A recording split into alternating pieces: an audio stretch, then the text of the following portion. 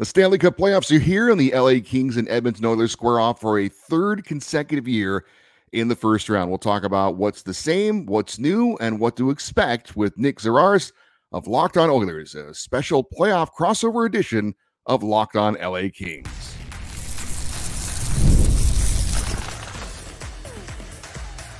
You are Locked On Kings, your daily podcast on the Los Angeles Kings, part of the Locked On Podcast Network.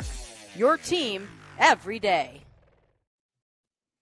Hey, Kings and Oilers fans, welcome to this special crossover edition of Locked On LA Kings and Locked On Oilers, both part of the Locked On Podcast Network, your team every day.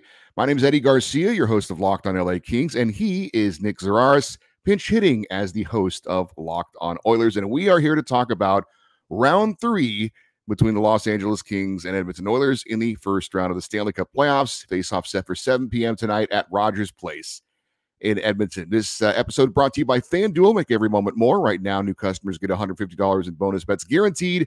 That's $150 win or lose. Visit FanDuel.com/lockedon to get started. Well, Nick, first off, nice to meet you. This is the first time we've had a chance to talk, but it's not the first time the Kings and Oilers have faced each other in the playoffs.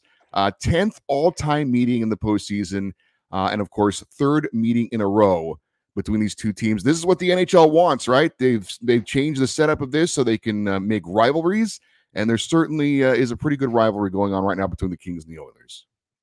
They got exactly what they wanted in this case. I don't know if any other case where it's worked out particularly well, maybe the Penguins and the Capitals last decade, but other than that, yeah, this is awesome. I mean, the two teams have had really interesting seasons, in all honesty, where the Kings came out of the gate really strong. They kind of hit a wall of late December, early January.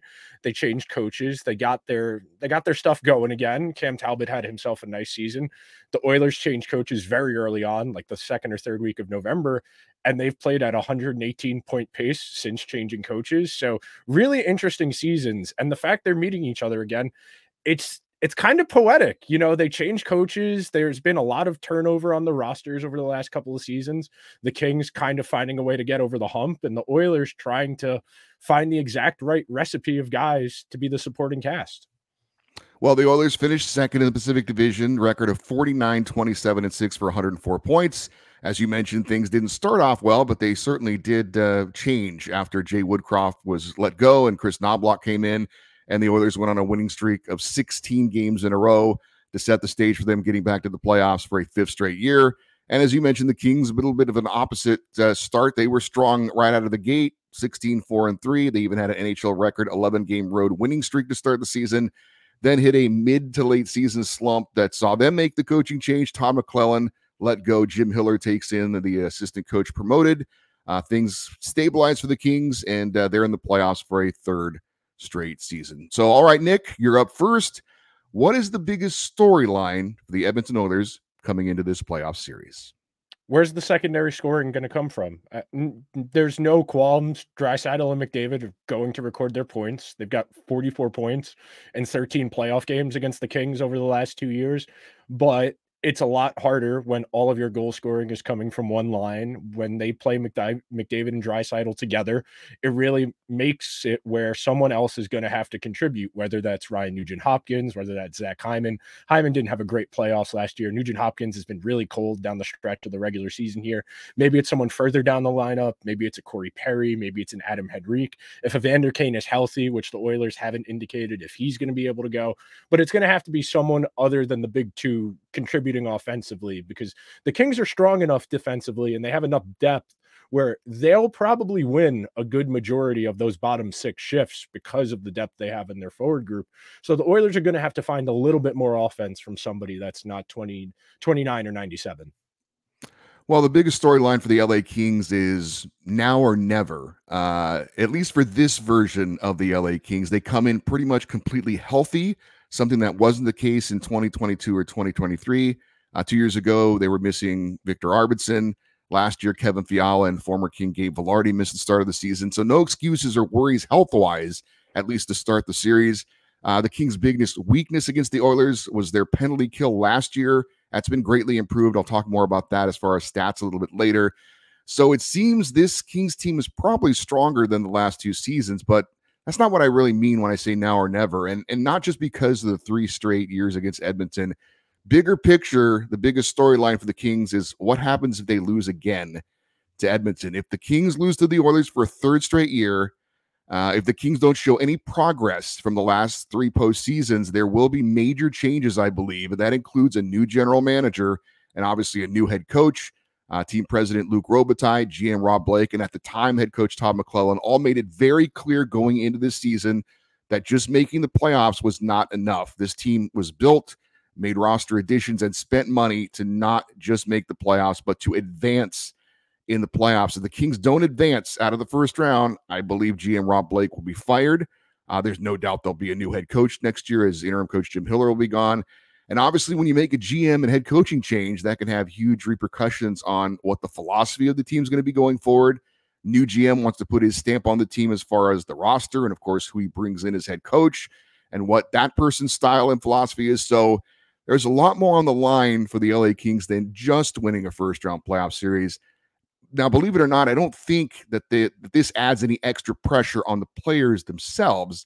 I think as far as the players are concerned, they just want to beat the Oilers to avoid the embarrassment of 3 straight years losing to the same team. But certainly there is extra pressure on head coach Jim Hiller, who's never been a head coach in the NHL playoffs before. Of course, same goes for the Oilers and Chris Knobloch.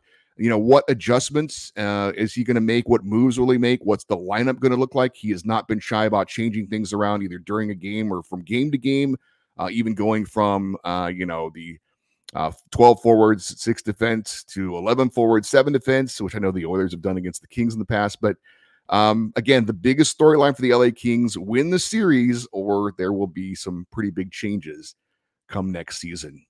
Up next, we're going to discuss key players to watch as the Oilers and Kings go at it again in the Stanley Cup playoffs. That's next here on Locked on LA Kings, your team every day.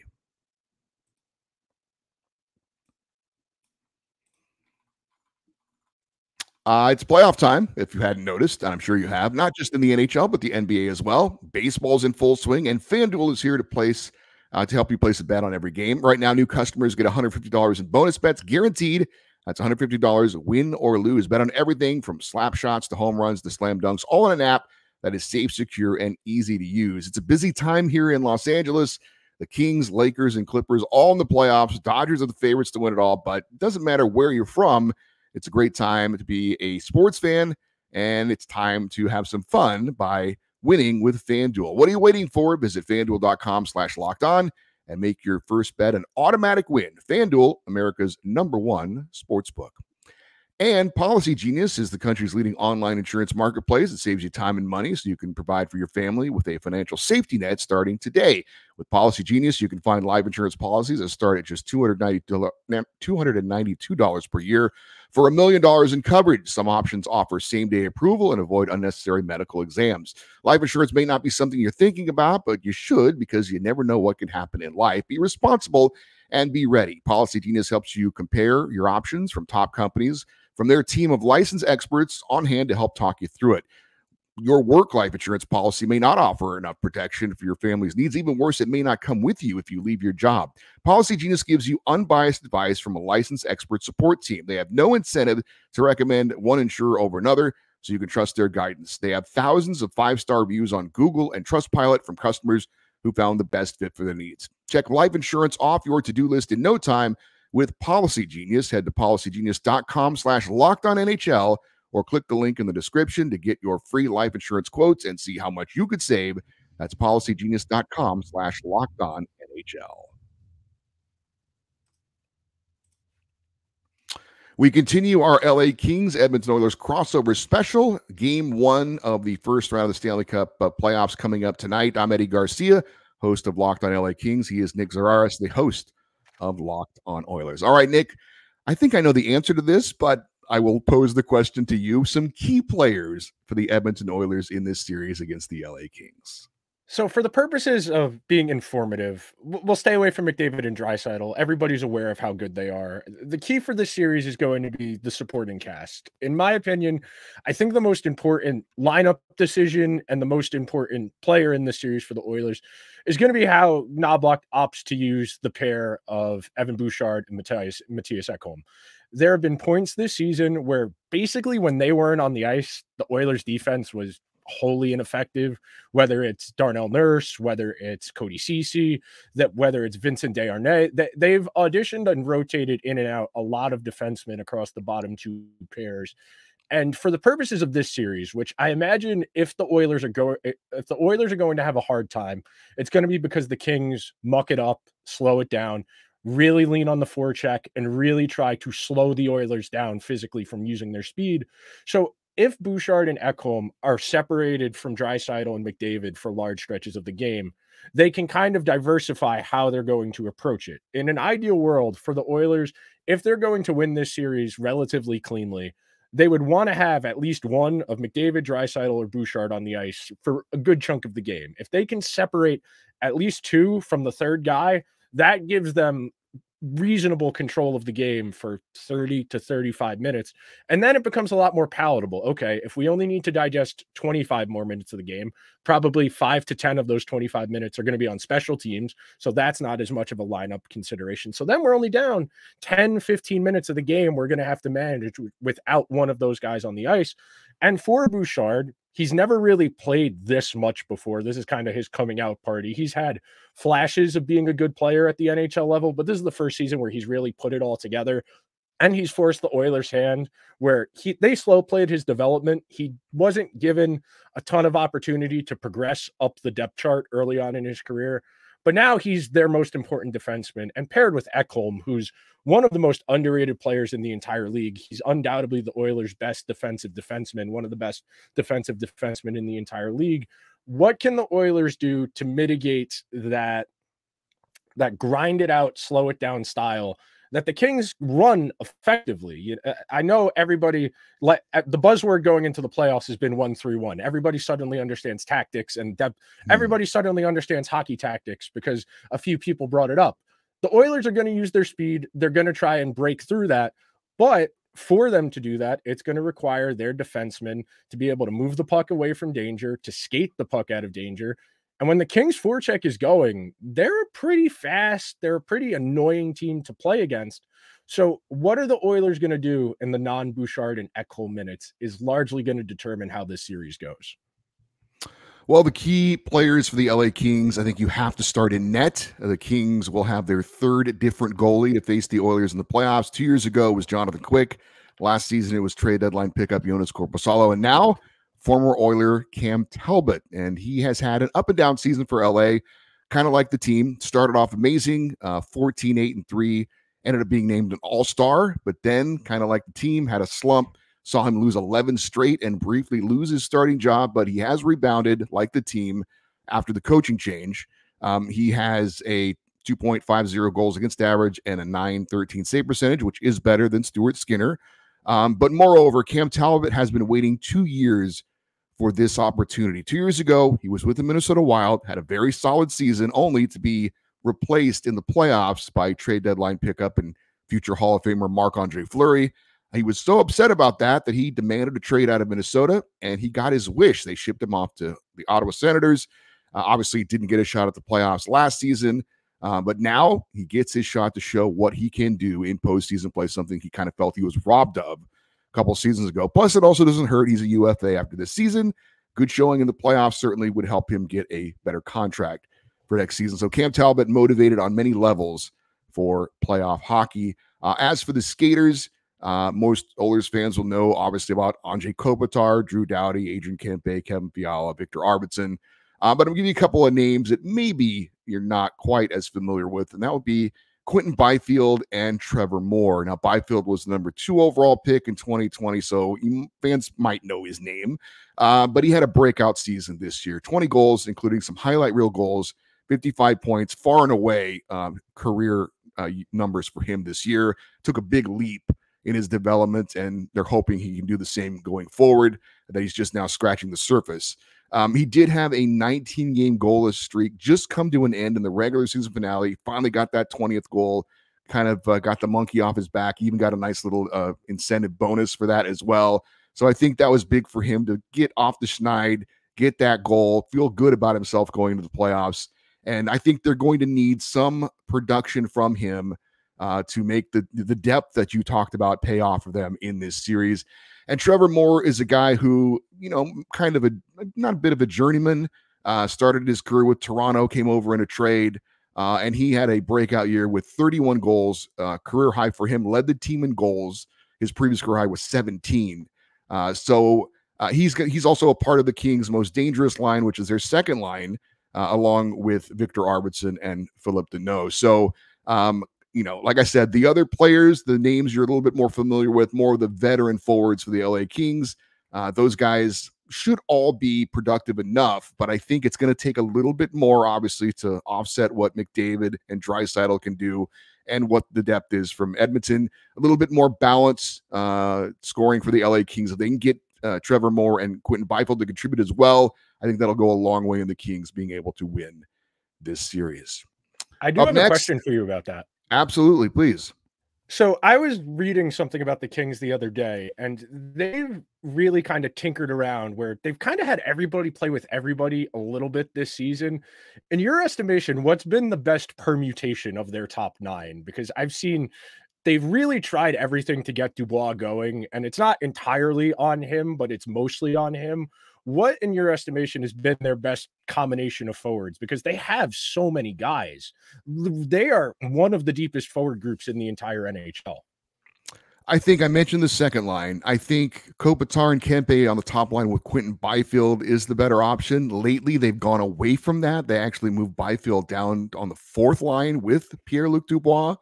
I think it's something they did later in the year. I don't know if it was just to shake it up a bit. And you mentioned, especially after the coaching change, Jim Miller has not been shy about really tinkering with things. So you're right. But I think for Pierre-Luc Dubois, coming into the season, I thought he was going to be the team's second line center. I thought Philip Deneau would slide down to the third line center, and that didn't happen all year. And Deneau's a great, great all-around player, not flashy, but really on both ends of the ice gets it done. And I get that.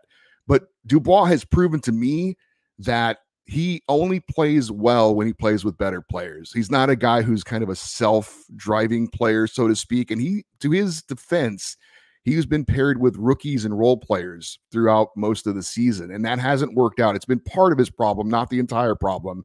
He definitely needs to be at least on the third line. The fourth line, to me, I might as well maybe play somebody else, to be totally honest with you. So, and that we're talking about X factors coming up here in a second. I think we'll repeat that name here in just a second. But we've got X factors. We've got maybe some stats to throw out at you.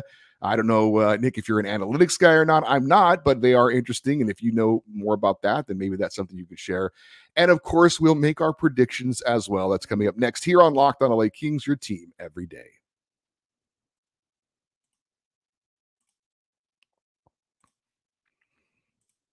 All right, you should not have to worry when you are buying tickets to your next big event. I don't, because I use Gametime. It's the fast and easy way to buy tickets to all the sports, music, comedy, and theater events near you. I've used Gametime to buy tickets to NHL and NFL games this season, and I am a very satisfied customer. The app is very easy to navigate and use with killer last-minute deals, all-in prices, and the best price guaranteed. Gametime is the only ticketing app that gives you complete peace of mind with your purchase. I love it. You can view the seat from, when you're looking at it on the app, you know exactly the view you're going to get when you arrive. And Gametime takes the guesswork out of buying tickets. All-in prices show you the total up front, so you know that you're getting a great deal and no hidden fees. Buy tickets in seconds with 2 taps on the app. Just download the Gametime app, create an account, and use the code LOCKEDONNHL for $20 off your first purchase. Terms apply. Again, create an account, redeem the code LOCKEDONNHL for $20 off. Download Gametime today. Last minute tickets, lowest price guaranteed.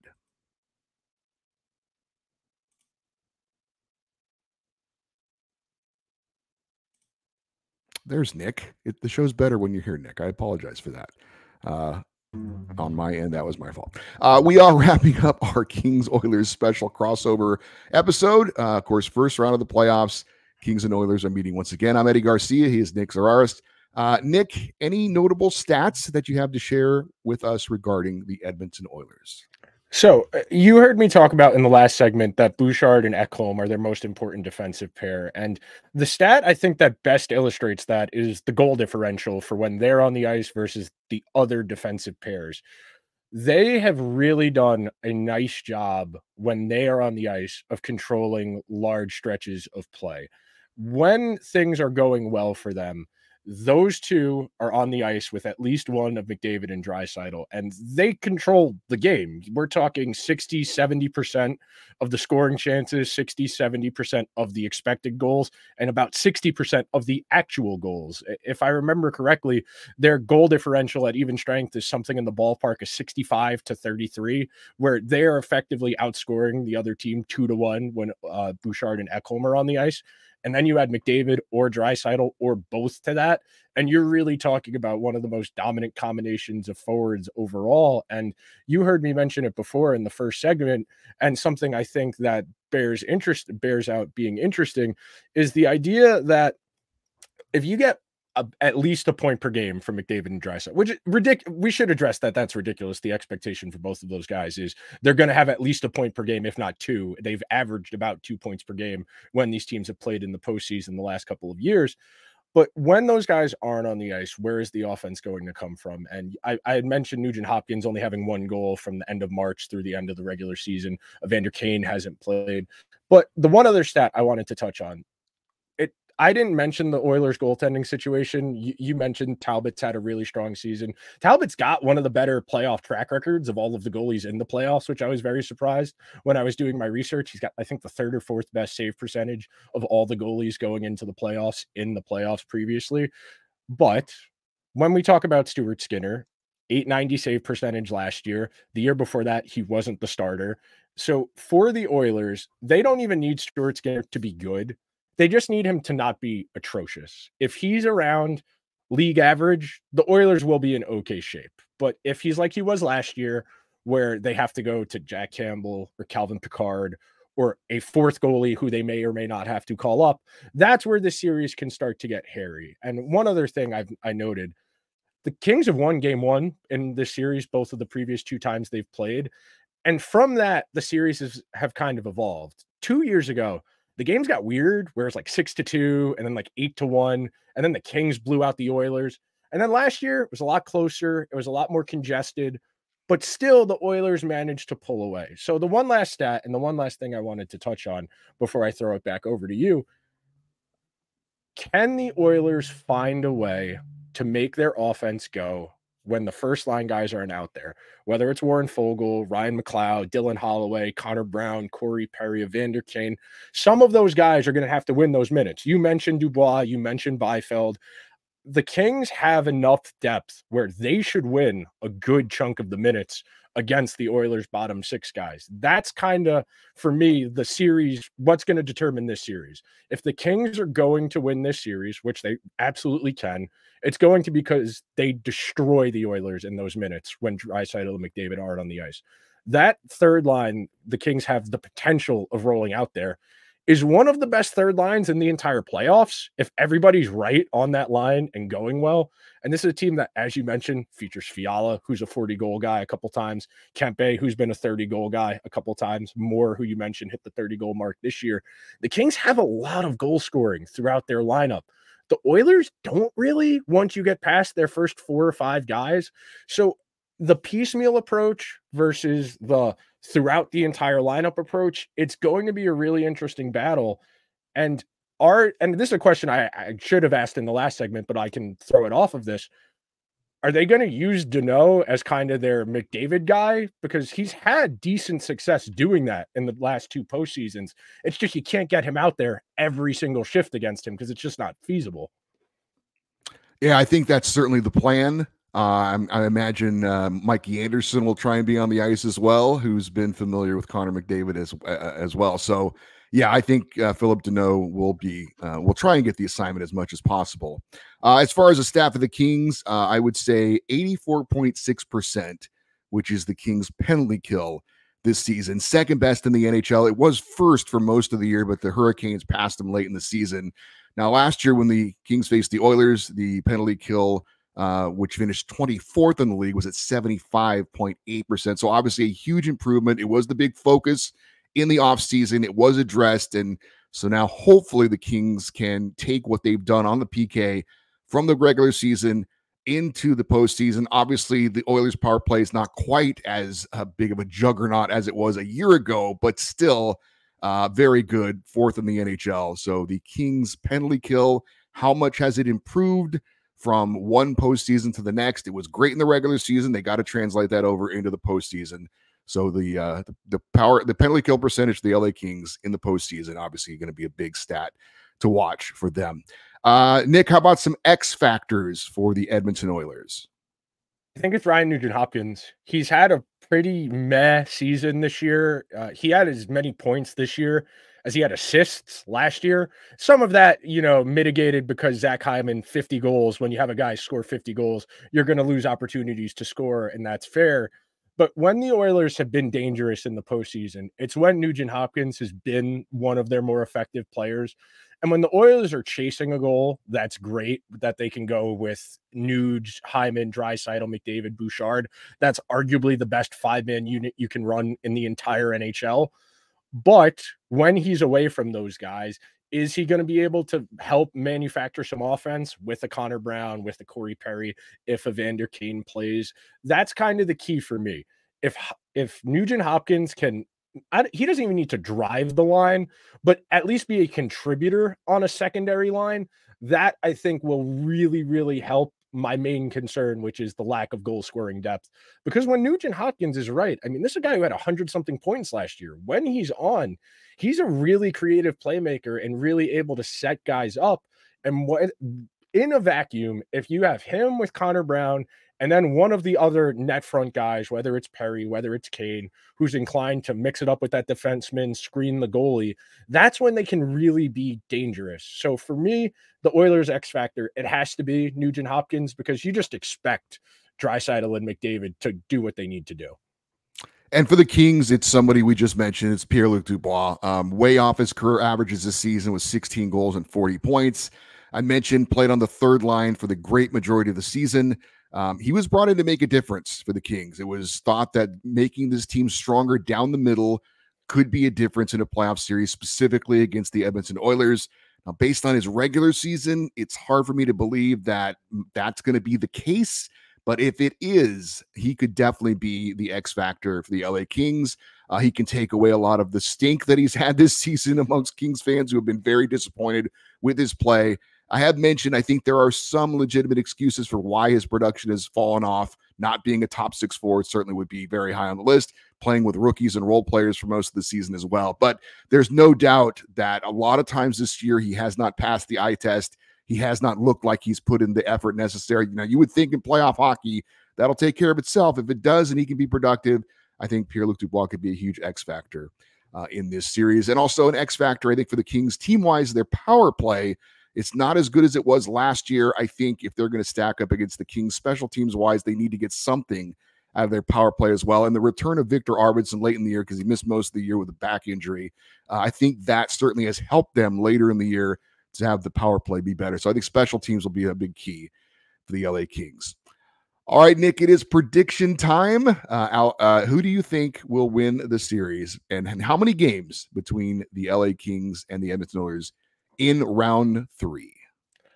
I am picking the Oilers in 6. I feel these teams are closer than they've been the last 2 seasons. Part of the regular season going a little weird for both of them, frankly, leads me to believe that this is one of those series where if someone gets a little hot, whether it's a goalie or a skater, I really feel they could swing the series. Whichever player that is on which team, if it's not one of the stars on the Oilers, I can see a world where Kevin Fiala pots 6 goals in 7 games and the Kings win 2 in overtime. And maybe we're having this conversation 10 days from now going into a game 6 or 7.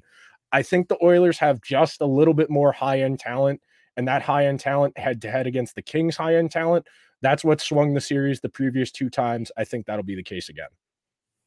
Nick, have you heard the term third time is the charm?